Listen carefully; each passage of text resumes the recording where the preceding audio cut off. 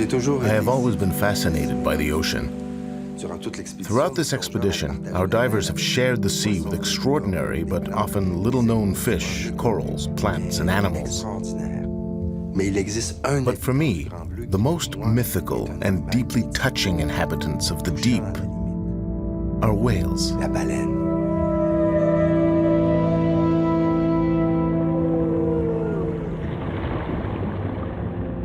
The team has headed to the Silver Bank off the coast of the Dominican Republic in the Caribbean Sea. Every year in winter, humpback whales return to this protected shoal to breed and give birth. It's a magnificent place where one can slip into the whale's environment and share their world. There are few places on the planet like this where we can draw back the curtain on their lives. By spending time with these whales, we can better understand them and ultimately better protect them. There are few places where humans can share the underwater world of the last giants on Earth.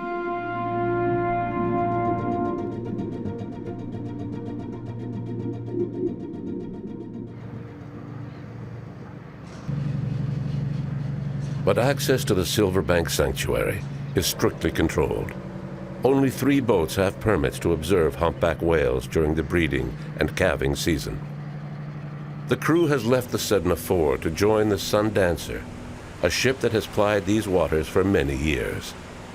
It takes about 12 hours to reach the sanctuary.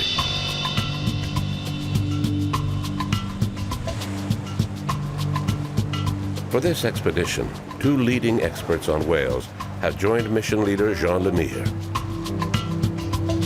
Richard Sears, who travels the world to study whales, and Sal Sergio, who began his career as a biologist on Silver Bank. After nearly 30 years, Sal and Richard are back on Silver Bank with the same passion and desire to study whales.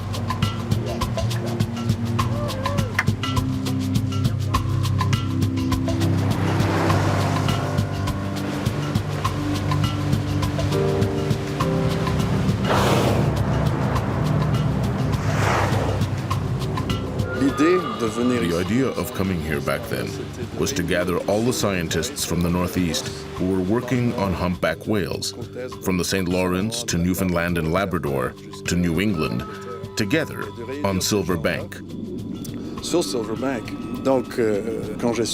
When I found out about it, I was naturally thrilled to take part and come observe where these whales go in the winter.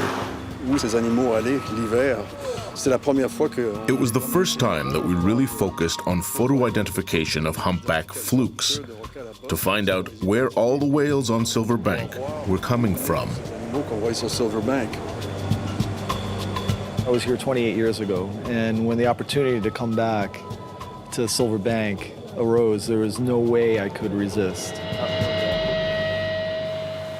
On that trip, it just so happened that there were several major scientists that were currently doing work with humpback whales. So I got quite lucky to be involved in a project of that level. And I was on the breeding grounds of humpback whales in the North Atlantic, one of the most densest aggregations on the planet. Scientists like to go where the whales are abundant. Doing research far at sea is extremely difficult, so where there are a lot of whales, you'll often find an abundance of scientists too. Jean and Richard are old research colleagues. From the Sea of Cortez to Iceland to the Gulf of St. Lawrence in Canada, they have worked together to photograph different species of whales around the world. Photography is the basis of whale research. Patterns of skin pigmentation are unique to each animal, which allows them to be recognized and told apart. This is essential to studying their behavior.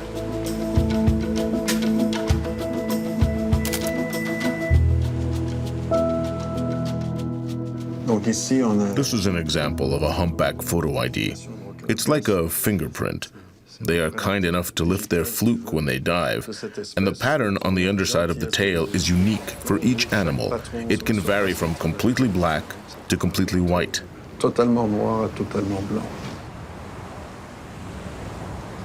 We learn about the species by studying individuals, and there are now huge photo ID catalogs of humpback populations around the world. Now that the catalogs have been digitized, when we get to a place where someone has taken pictures of humpbacks, we can attempt to find a match and identify the individual using a simple computer or even an iPad.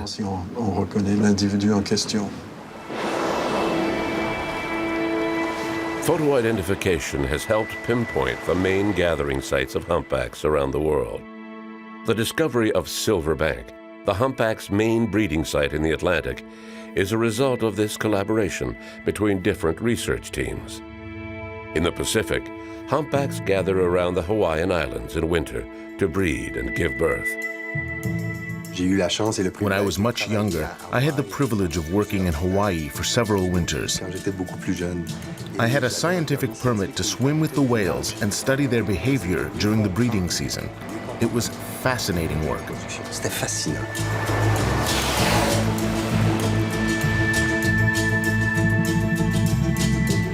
This underwater world is so foreign to us. We know so little about it, but we think that the whale's reproductive strategy revolves around the females. Males are often aggressive toward each other, and we sometimes witness intense combats to win the favors of a female. The male closest to the female is called the escort. He is constantly confronted by other males called challengers. They want to get close to the female to mate with her. This can lead to violent combats.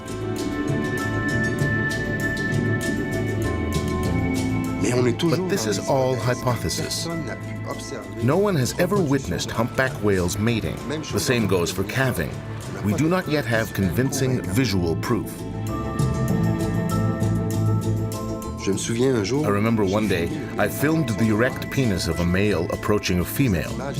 The footage has become popular because it's not something you see every day.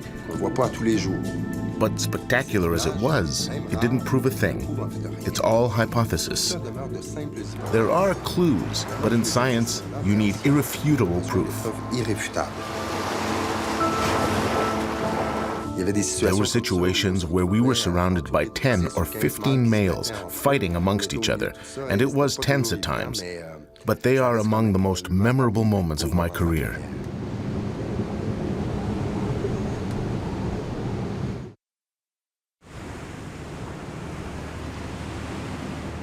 In recent decades, scientists have made their most important scientific discoveries about whales at winter gathering areas like the Dominican Republic.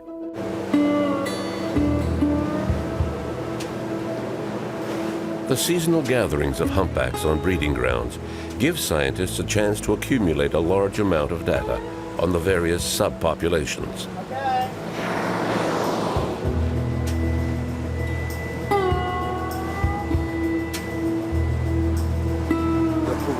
It's marvelous to monitor a group over a long distance on Silverbank. I couldn't have imagined it any better when Jean spoke to me about returning here. It's amazing to watch this group of active males on the surface.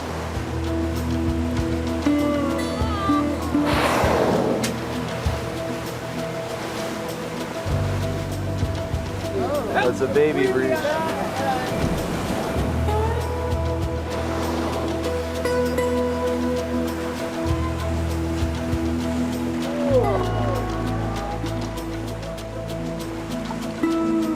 The clear water at Silverbank lets scientists share the whale's underwater world. This protected shoal is shallow, making it easier to observe and study whale behavior throughout the water column.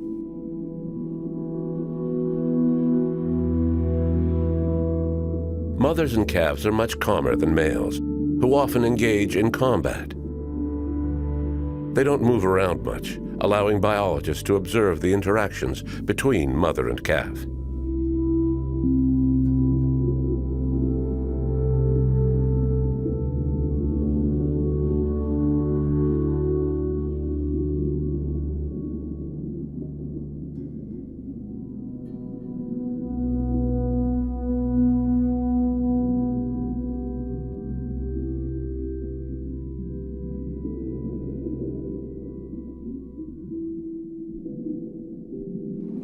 Wow. Yeah, did you see the way the calf was let go by the mother? Yeah. Just came right up to the surface. She stayed down there, and then she came up. It was nice.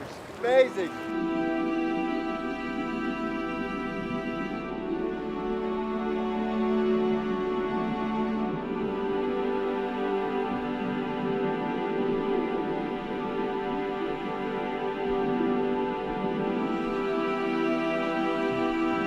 Calves are often reckless. In a spirit of mutual curiosity, the mother allows the scientists and her offspring to interact.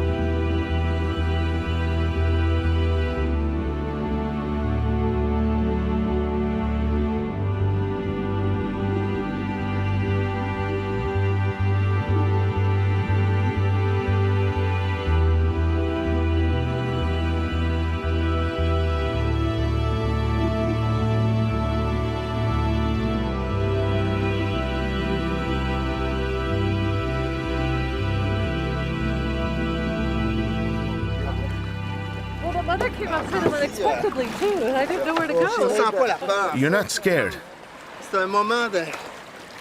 These are what I call little moments of eternity. They get etched into your memory forever. It was fantastic. I've never had an experience like that before. Amazing. Amazing.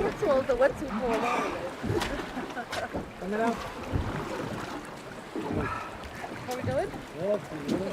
I would say the car works. She just came up and breezed through there without touching any of us. I would have touched her pectorals, but I wouldn't have had it. Yeah. Right there. You would have touched what? The mother allowed her curious calf to approach us. It was no more than 3 months old.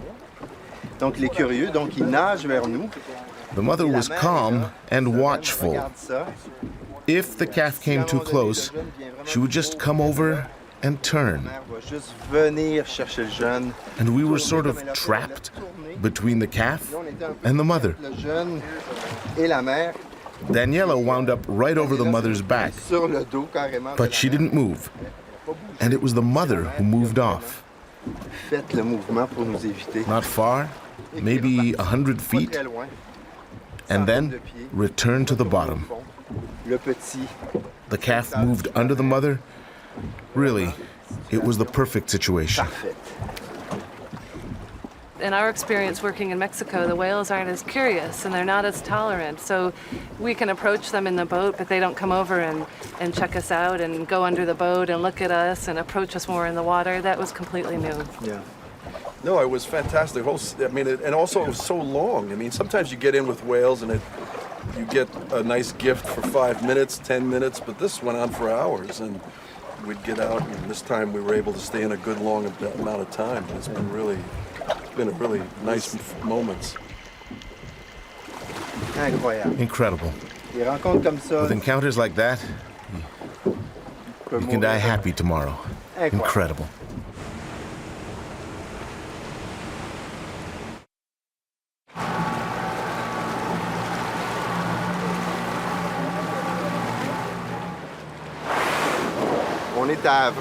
It's the very end of the season. de mâles. So there are a lot of very active males in large groups. C'est toute la relation. We want to study the relationship between the escort and the challengers. C'est ce mâle qui est le plus près de The escort is the male closest to the female, and all the other males fight to get as close to the female as possible. Et parmi toute cette activité, Amidst all this action are a few isolated males who decide to sing. décide de chanter comme ça. Donc, on va mettre We'll put the hydrophone in the water and hear many singers because the songs carry well in the water. beaucoup dans l'eau. But the hard part is isolating one. It's challenging, but we probably have the best people on board for it, so with a bit of luck, we'll be successful. Les chansons voyagent.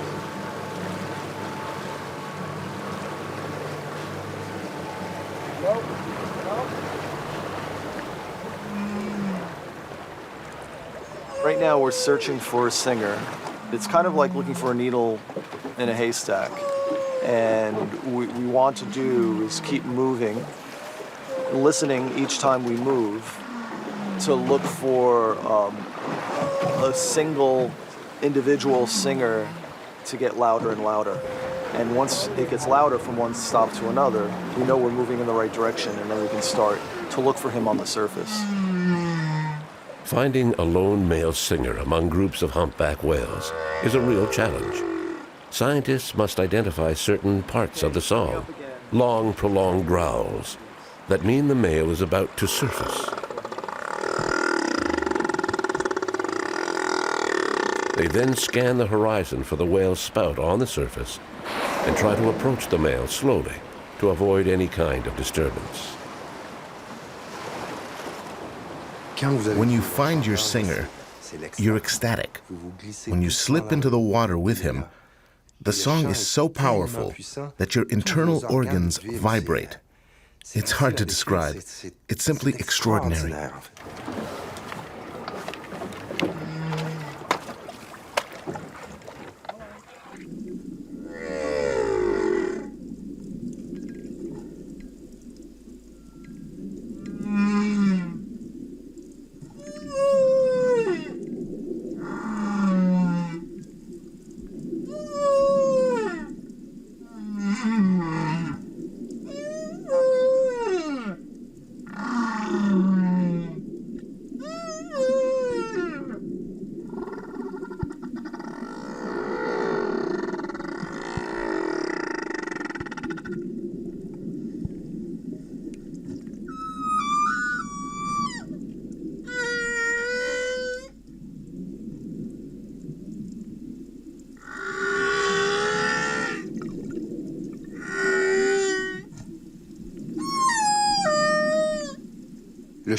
Just like human songs, humpback whale songs are organized into verses and refrains. The song changes over the course of a year, but the amazing thing is that at some point, all the males end up singing the same song. We don't understand exactly how this happens, but it's extraordinary. And what's even more incredible, listen to what happens if we speed up the song. Here, we've sped it up 14 times. Listen. It's very much like the structure of birdsong in its complexity. It's just that humpback whales sing very, very slowly. It's fascinating.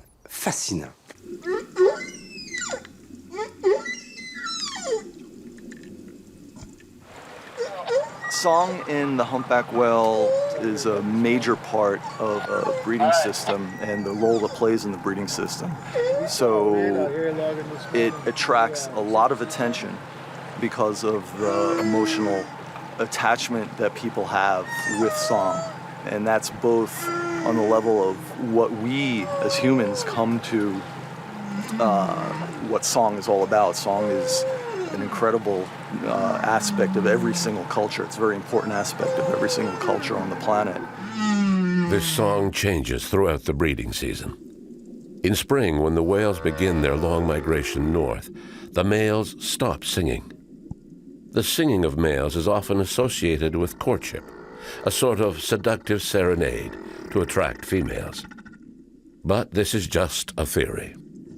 Despite significant advances in the understanding of whale behavior, The exact function of the humpback's song remains a mystery.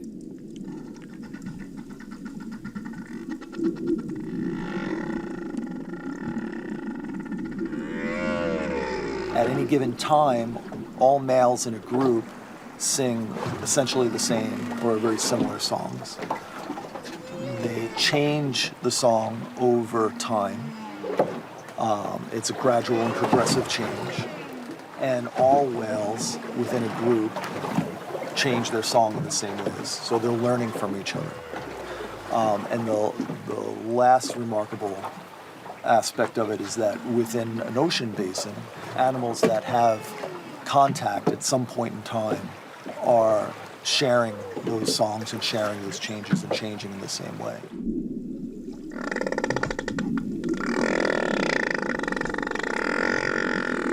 Scientists still do not understand how males share the same song. They also wonder how the song is transmitted over long distances, well beyond the hearing range of a single group gathered in the same area.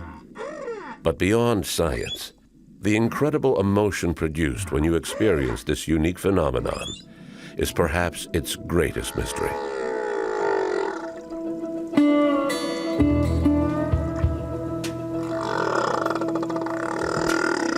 With the arrival of spring begins the long migration north. After fasting during the breeding season, it is time for the whales to head to the rich waters of the northern latitudes. Photo identification and satellite tags have identified different feeding sites in the Atlantic, ranging from the coast of New England up to Iceland and even Norway. In the Pacific, humpback whales migrate too. They leave the breeding area of Hawaii and head to Alaska to feed. Some whales in this area of the Pacific have developed a truly special feeding technique. Rather than feed alone, some humpbacks form groups to capture their prey, the herring that school in the rich waters of Alaska in summer. These whales have developed a shrill feeding call, which they use to synchronize their assault on schools of fish. They also use bubbles expelled from their blowholes to create a sort of net. The feeding call frightens the herring, while the bubble net herds them together. The work of biologist Fred Sharp has helped to understand this truly unique fishing technique, one used only by a small number of humpback whales.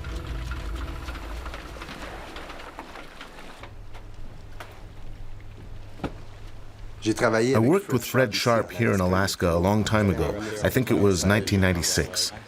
We were trying to film everything on the surface to understand what was going on. At the same time, we had hydrophones in the water to try to understand who was doing what in the groups. Later, this work formed the basis for many well-known studies.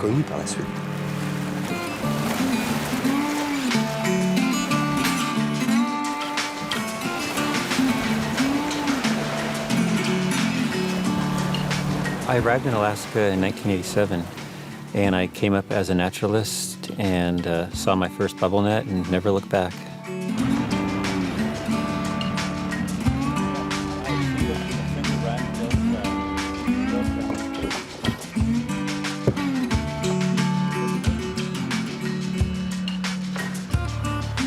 I guess the most important thing I've learned about these humpback whales is that they're all incredible individuals. Each one seems to have its own story. It's a story that may last up to a century. They have their own ways of feeding. They have their own friends, their own places they call home. And that's been the most wonderful part, is just learning the tremendous lives of these whales. The humpback whale in southeast Alaska is truly one of our most abundant and amazing backyard predators. Almost all of them are from Polynesia, the Hawaiian Islands, and they come up here in May and they'll spend 6 to 8 months feeding on herring and krill, and then around Christmas time they head back to the islands of Hawaii and complete their amazing life cycle. Right there, right there. Hold this position. Captain, should we move a little bit to have the photo ID of this one?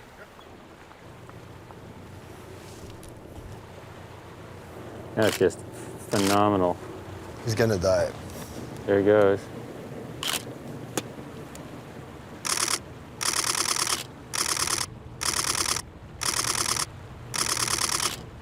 Great. The idea is to be as perpendicular to the fluke as possible. Each fluke has a distinctive pigmentation pattern that allows us to photo ID the animals. It is important to be able to identify individual whales because if we want to study their behavior, we have to be able to tell the individuals apart. All body marks are important, so we try to take a lateral photograph of the dorsal fin and then one of the fluke. That way, we can be sure that we get the ID right. And if we're ever in shallow water and the whales don't show their tails, we also have the dorsal fin as a reference. How many animals do you have in your catalog? About 1,000. 1,000? Yeah. Oh, yeah. Yeah, pretty big. Jan's got about 2,000, and the park, there's probably about 3,000, 3,500 animals for the northern southeast Alaska. A few Guadalajarans come up, a few Mexicans, a few Asiatics show up once in a while, but Mainly Hawaii? yeah, almost all Hawaiian. Bubbles, right here. See that nice softball side? Yeah. And the classic. Now those are the ones that really scare the fish the most. Bigger, faster, they reflect more light, they make a lot more noise. Those are the real workhorse of the bubble net. And it looks like this one animal looks like it might be going in a counterclockwise circle. That's kind of interesting. About 90% of the animals blow in a clockwise circle. Oh, yeah. And it's remarkable in that it's the same level of handedness or laterality that humans have. So it's another striking similarity between humpback whales and humans.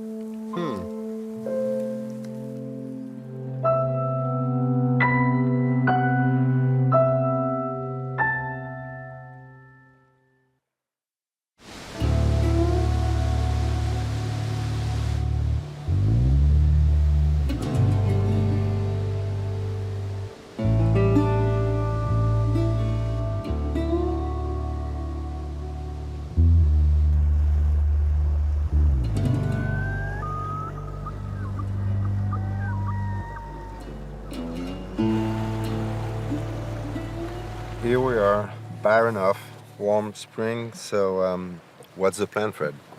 Well, I figure we're gonna have a lot of fog this morning, so what do you think, Cap? You feel comfortable navigating in these fogs? Oh yeah, yeah. This is not a problem. It's supposed to burn off by midday, and it's actually I think it already is starting to burn off a little bit. So I figure good time for running north, and hopefully things will burn off by the time we get up to the confluence of Peril Strait and Chatham. And that's why we probably got 3-4 hours to get up there. When we arrived by plane, we saw, good group of whales around Parker Point. Right. So, it's close to Lagoon. So. Yeah. Typically, there's a lot of herring schools still in this area at this time of the year, and it's been kind of an unusual year. Seems like the herring have sort of picked up and moved out of Dodge, and so in some ways we're looking for the prey as much as we are the whales. We have the weather on our side, so let's move. We do.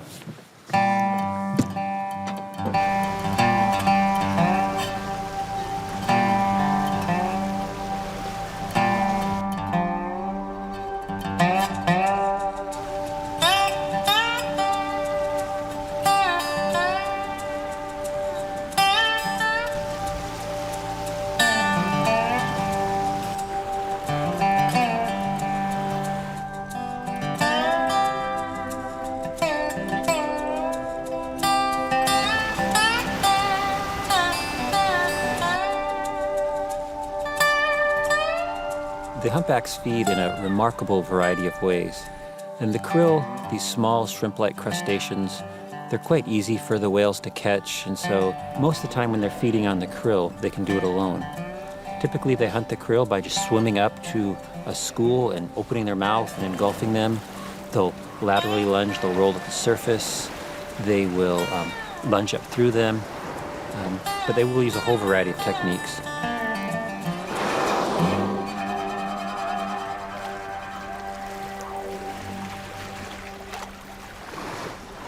Amazing.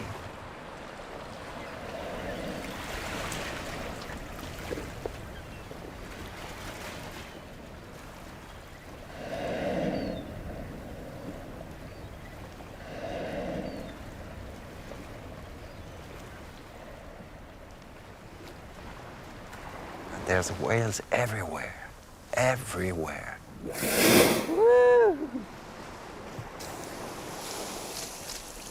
Hey, he's yeah, yeah. Wow. Yeah. That was great. Amazing.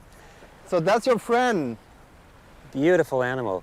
You know, it's funny that he is so friendly. Did you see on his tail he had ropes? He'd been in nets before. Yeah. Yeah.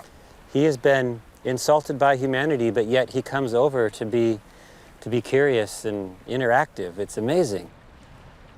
It's almost like forgiveness. Yeah. It's wow. On such a beautiful evening too. Yeah. Perfect. There's his footprint. Yeah. What do you suppose? He just curious? He Just curious. Just yeah. wanting to know who we are and what's up. Yeah. And Alors on est vraiment avec We are with a baleine very curieuse, curious baleine whale, qui one that essaie de keeps venir, passing right under our passer boat. sur le bateau. Et ce qui est fantastique, And what's c'est amazing qu'elle is that vient it comes very close and then turns slightly to look at us.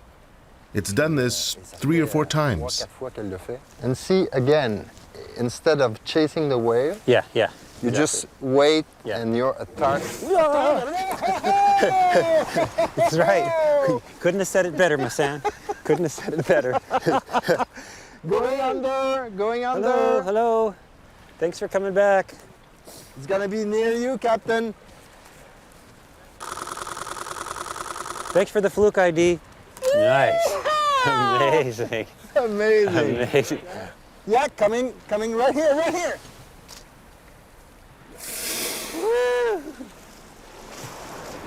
Woo-hoo! Look on the side. He's rolling over. Rolling.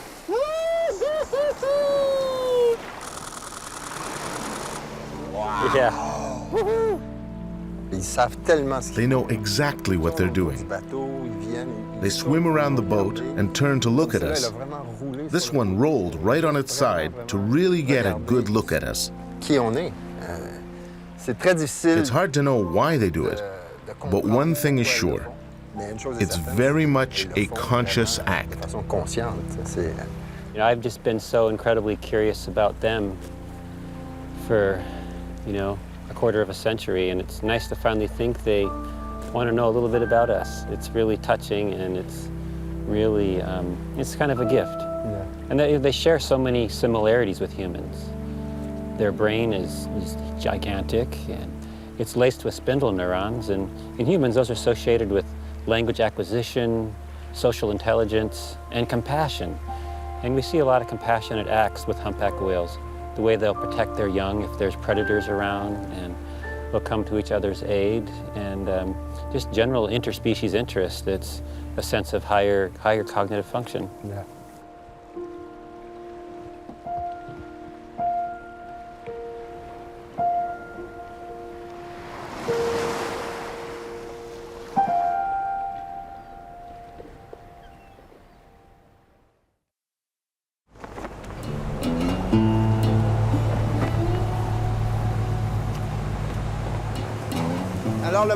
The weather has taken a turn for the worse, so it will be harder to work now. Today we hope that the whales we saw yesterday, individually using bubbles to feed down deep, will come together at the surface so we can observe them using this technique as a group when the attacks are synchronized with song. It's truly spectacular.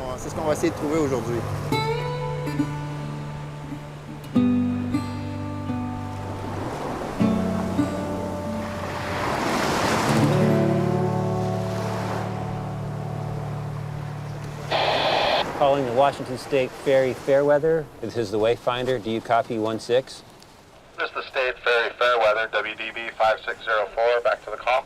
Okay, Fairweather. We kindly wanted to inquire about any number of cetaceans, particularly humpback whales, that you might have seen in your journey through Peril Strait. Over. At 11:03, we saw them bubble net feeding just inside between Pavarotti and Light 22. And at 14:30, we spotted a couple of whales, but there wasn't a lot of bird activity, and we didn't see any bubble feeding on our way, this direction. Well, thank you so much, and kindly, if you, in your further journeys, come across any more significant numbers of bubblenet feeding humpback whales, we'd really appreciate to hear from you. Roger. The people of Alaska know whales and their behavior. This is an asset for Fred Sharp, who must travel great distances to find the whales that use this particular feeding technique. The observations received from the ferry now guide the boat to a small, isolated inlet.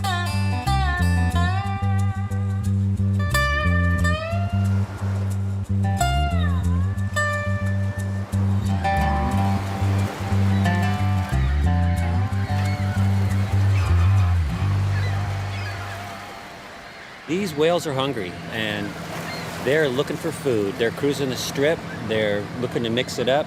They need about half a ton of food a day, and humpbacks have this large trick-or-treat bag made out of spandex on their tummy, and they feed by engulfing big chunks out of the ecosystem every time they feed.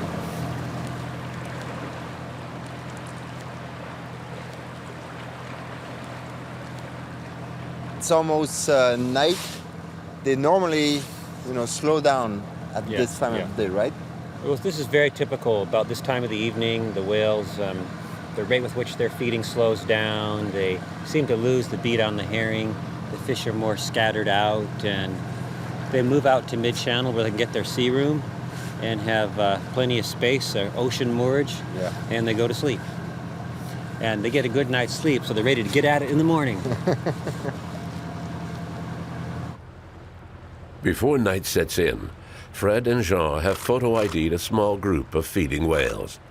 This is standard procedure, almost a reflex for researchers who use cameras as a primary research tool. But that night, an examination of the photographs reveals something unexpected. A wonderful surprise that also demonstrates the effectiveness of photo identification. An old friend has reappeared. I think that might be Trumpeter. Yeah, we found him. And great news, if it's Trumpeter, we know that's a good leader. Yeah. Very good leader. Trumpeter and Jan are big old friends. Yes. They go way back. Oh, yeah. Remember back in 1996? Yep. Here's our friend Trumpeter. Yeah. And you can compare it to what we obtained on this voyage. And what do you think? Yeah, that's a match. Look, that little thing here. Same pigmentation pattern. Nice serrated trailing edge. And here's why we call him Trumpeter. The most amazing sounds.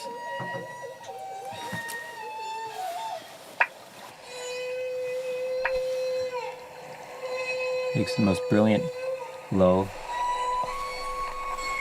It starts out with this nice low, steady, and then he just goes off the scale. It's like you're saying, Miles Davis. Nice.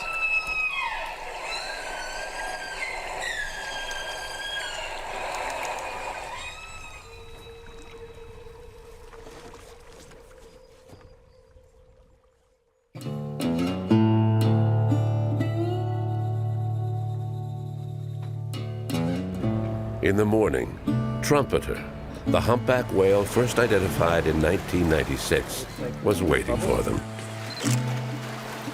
Nice. Trumpeter again. Yep, you were right. That's him, eh? Yeah, that's amazing. God, it's like... In 96, Trumpeter was leading a big group, and he was really, active, and he was the one who was starting the feeding call, doing the bubbles and everything, and always going very high compared to the other, right in the middle. He disappeared from the database for like 7 years, and we thought he'd gone to the great bubblenet in the sky, but he's back and leading Team Bubblenet.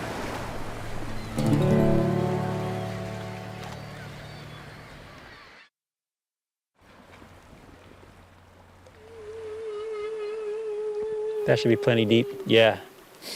Yeah, that sounds great. Yeah, nice and loud.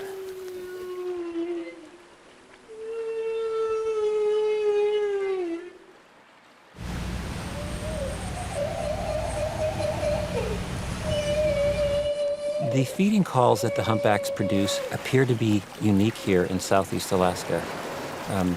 Everywhere you go, it seems like they have their special nuances, but Here in Alaska, we're richly rewarded by these loud, beautiful feeding calls, larger groups with more stable, enduring friendships.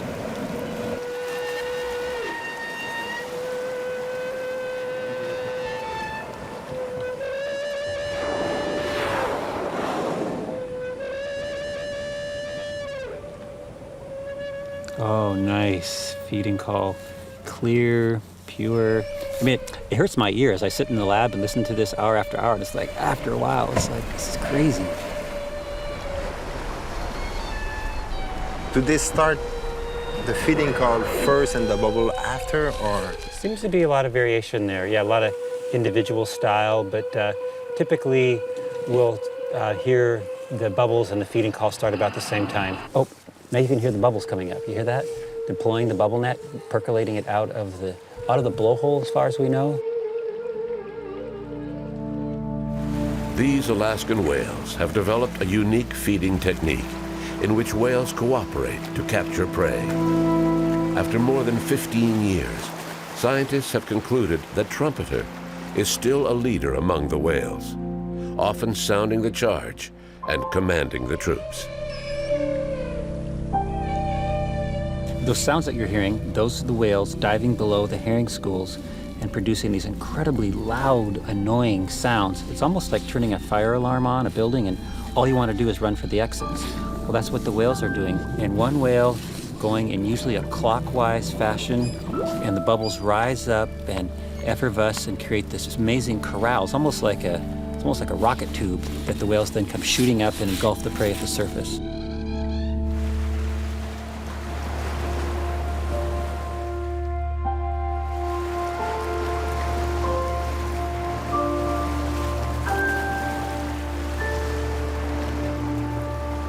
The increase of humpback whales, both here in the Pacific and throughout the world, is one of the best conservation success stories. And it's remarkable to see how humans can, exhibit concern for the environment and then show some conservation wisdom. And we're richly rewarded to see the humpbacks returning to all these waters. I don't think we'll ever start hunting the humpback whales in a large manner again. I think they're just too beloved and too many people care about them. And I think there's many other concerns, climate change, ocean acidification, pollution, acoustic sounds bothering them. There's many, many concerns, but I don't think the harpoon is one of them.